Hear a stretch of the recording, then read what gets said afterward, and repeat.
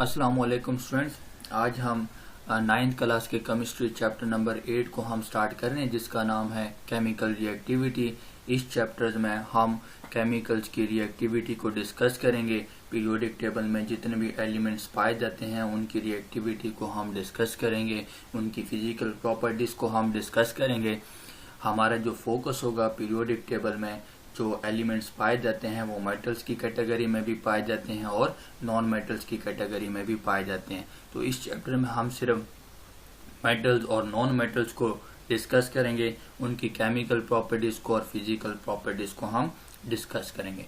तो चैप्टर्स का नाम हमें क्या बता रहा है, चैप्टर्स के नाम से हमें क्या पता चल रहा है कि हम किस चीज़ को डिस्कस करेंगे। केमिकल्स मतलब ये एलिमेंट्स ही आ जाते हैं, जिस तरह मेटल्स हैं, नॉन मेटल्स हैं, मेटालॉइड्स हैं, जो कि पीरियोडिक टेबल में पाए जाते हैं, और इनकी रिएक्टिविटी को हम डिस्कस करेंगे। तो व्हाट इज रिएक्टिविटी या रिएक्टिविटी किसे कहते हैं? जब एक एलिमेंट दूसरे एलिमेंट के साथ रिएक्ट करता है तो उसी चीज को हम रिएक्टिविटी कहते हैं। The reaction of one element with other element, कोई भी एलिमेंट जब वन एलिमेंट दूसरे एलिमेंट के साथ रिएक्ट करेगा उसी को हम रिएक्टिविटी कहते हैं। व्हेन one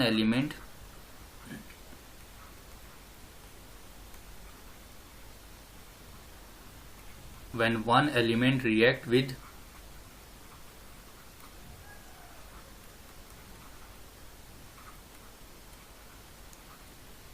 other element, जब एक एलिमेंट दूसरे एलिमेंट के साथ रिएक्ट करता है उसी को हम रिएक्टिविटी कहते हैं। अब रिएक्टिविटी की जरूरत क्यों पड़ी, ये क्यों रिएक्ट करेंगे, इसकी वजह क्या है? क्योंकि दुनिया में जितनी भी चीजें हैं वो स्टेबिलिटी चाहती हैं, चाहे वो जानदार हैं चाहे वो बेजान हैं, तो वो चाहते हैं कि हम स्टेबल हो जाएं। तो इसी तरह एलिमेंट्स भी चाहते हैं कि हम स्टेबल हो जाएं, और स्टेबल होने के लिए उनके पास एक अहम मतलब ऑक्टेट रूल आ जाता है। वो अपने वैलेंस शेल में 8 इलेक्ट्रॉन्स कंप्लीट करना चाहते हैं। पीरियोडिक टेबल में जितने भी एलिमेंट्स हैं वो अपने वैलेंस शेल में 8 इलेक्ट्रॉन्स को कंप्लीट करना चाहते हैं, तो वो ऑक्टेट रूल को फॉलो करना चाहते हैं।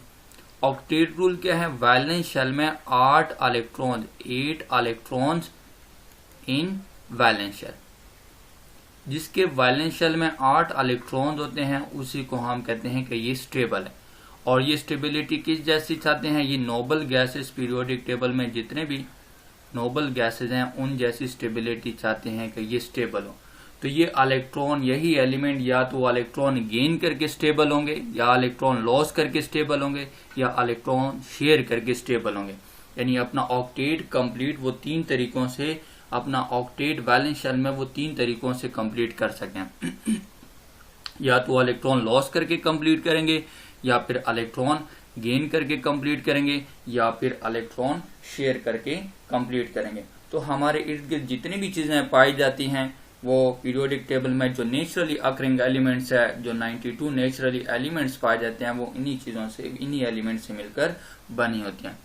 पीरियोडिक टेबल में जो एलिमेंट्स पाए जाते हैं हमने उसको 3 कैटेगरी में क्लासिफाई किया। एलिमेंट्स को हमने 3 कैटेगरी में क्लासिफाई किया। एक होते हैं मेटल्स, दूसरे होते हैं नॉन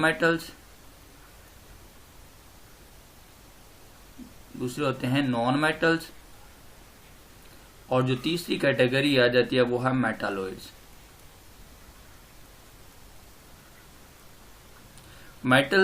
इस चैप्टर में हम सिर्फ मेटल्स और नॉन मेटल्स को डिस्कस करेंगे।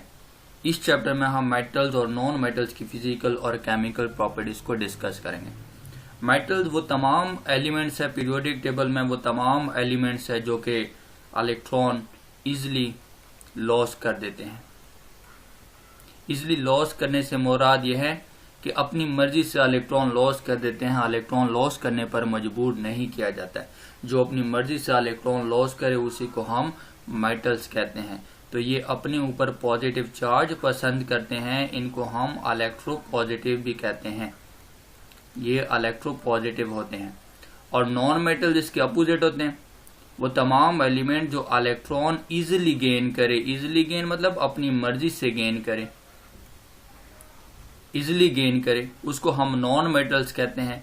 और ये नेचर में इलेक्ट्रोनेगेटिव होते हैं, ये इलेक्ट्रोनेगेटिव होते हैं, अपने ऊपर ये नेगेटिव चार्ज पसंद करते हैं। मेटालॉइड्स किस कैटेगरी में आ जाते हैं? मेटालॉइड्स वो होते हैं जिनमें नॉन मेटल्स की प्रॉपर्टीज भी पाई जाती हैं और मेटल्स की प्रॉपर्टीज भी पाई जाती हैं। जो दोनों प्रॉपर्टीज में पाई जाए, यानी ये इलेक्ट्रॉन लॉस करने को भी तरजीह देंगे और इलेक्ट्रॉन गेन करने को भी तरजीह देंगे। ये सिचुएशन पे डिपेंड करता है कि ये इलेक्ट्रॉन लॉस करें या गेन करें।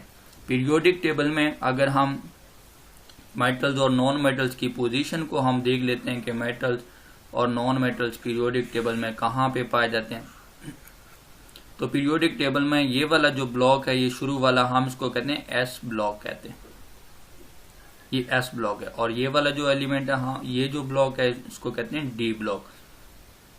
इस तरफ जो एलिमेंट्स पाए जाते हैं वो पी ब्लॉक के होते हैं, और जो नीचे हमें एलिमेंट्स दिए हुए यहाँ पे एफ ब्लॉक के एलिमेंट्स पाए जाते हैं, कि एफ ब्लॉक के एलिमेंट्स पाए जाते हैं। नॉन मेटल जितने भी होंगे वो पी ब्लॉक में पाए जाते हैं, और पी ब्लॉक में जो एलिमेंट्स पाए जाते हैं, जो नॉन मेटल पाए जाते हैं, उनकी पोजीशन क्या होती है, राइट साइड्स पे ये पाए जाते हैं, और ज्यादातर टॉप अपर कॉर्नर हमारे पास मौजूद होते हैं, टॉप साइड्स पे, टॉप कॉर्नर पे मौजूद होते हैं और राइट साइड्स पर मौजूद होते हैं। अपर राइट साइड्स पोजीशन इनकी होती है। और बाकी जो ज्यादातर एलिमेंट्स है वो हमारे पास जिस तरह एस ब्लॉक में और डी ब्लॉक में और एफ ब्लॉक में, इनके बीच में कुछ सेंटर में कुछ मेटालॉइड्स आ जाते हैं, जिनमें मेटालिक और नॉन मेटालिक कैरेक्टर पाया जाता है, जो ज्यादातर पी ब्लॉक के करीब होते हैं। लेकिन जो हमारा मेन फोकस है वो मेटल्स और नॉन मेटल्स के बारे में, तब हम मेटालॉइड्स को डिस्कस नहीं करेंगे। तो यहाँ पे जो बाकी एलिमेंट्स आ जाते हैं वो मेटल्स होते हैं, ये मेटल्स कहलाते हैं। ठीक है, तो एक तरफ नॉन मेटल पी ब्लॉक वाले में जो ज्यादातर एलिमेंट्स पाए जाते हैं वो नॉन मेटल्स होते हैं, और एस ब्लॉक वाले और डी ब्लॉक में जो ज्यादातर एलिमेंट्स पाए जाते हैं वो मेटल की कैटेगरी होते हैं, यानी वो मेटल्स में पाए जाते हैं। तो इस चैप्टर में हम सिर्फ यानी नॉन मेटल्स और मेटल्स को ही फोकस करेंगे। मेटल्स और नॉन मेटल या नॉन मेटल्स की अगर हम बात कर लेते हैं तो नॉन मेटल्स हमें तीनों फिजिकल स्टेट में मिल जाते हैं। ये हमारे गैस में भी मिल सकते हैं, ये सॉलिड फिजिकल स्टेट में भी पाए जाते हैं, और ये लिक्विड फिजिकल स्टेट में भी पाए जाते हैं। तो नॉन मेटल गैस भी हो सकते हैं, सॉलिड भी हो सकते हैं और लिक्विड भी हो सकते हैं। तो हमारे इर्द गिर्द पाई जाने वाली मुख्तलिफ अशिया कई शक्लों में पाई जाती हैं, जैसे हवाई जहाज है, रेलगाड़ियां हैं, इमारती फ्रेम है, मोटर गाड़ियां हैं, हत्ता कि मुख्तलिफ मशीनें और औजार मेटल्स की बहुत सी मुख्तलिफ खसूसियात की वजह से हैं। यानी यही चीज़ें जो इर्द गिर्द हमारे इर्द गिर्द ज़्यादातर जो चीज़ें पाई जाती हैं सॉलिड फॉर्म में, वो मेटल्स की वजह से हैं, वो ज़्यादातर मेटल्स होती हैं।